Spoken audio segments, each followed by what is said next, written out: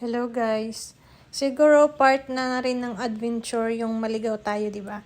So, dapat pupunta kami ng lake na pinuntahan namin dati. Kaso, nag-close siya mula nung last time na pumunta kami doon ay nagkasunog yung nagka-wildfire.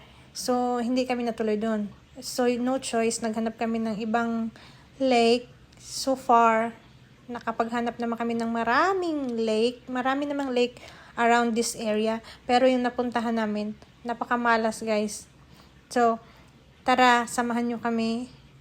Puntahan natin yung second lake na dapat na doon kami mag-camping.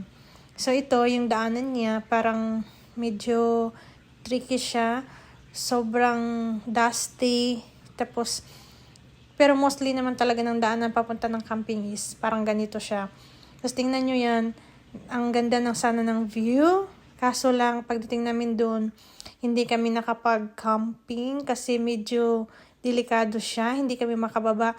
Kailangan mo talaga ng sasakyan na 4x4 or pang bundok.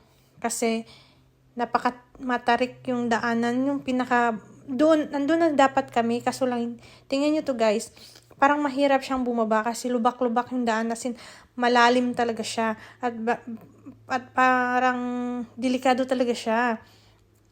Kaya kung pupunta kami dun, hindi din naman kami makakababa kasi marami kaming mga dala.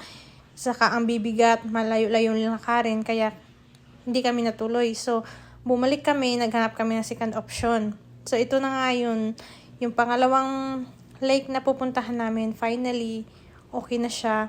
So, ngayon papunta tayo doon. Ipapakita ko sa inyo sa next video. Yun lang guys. Thank you for watching.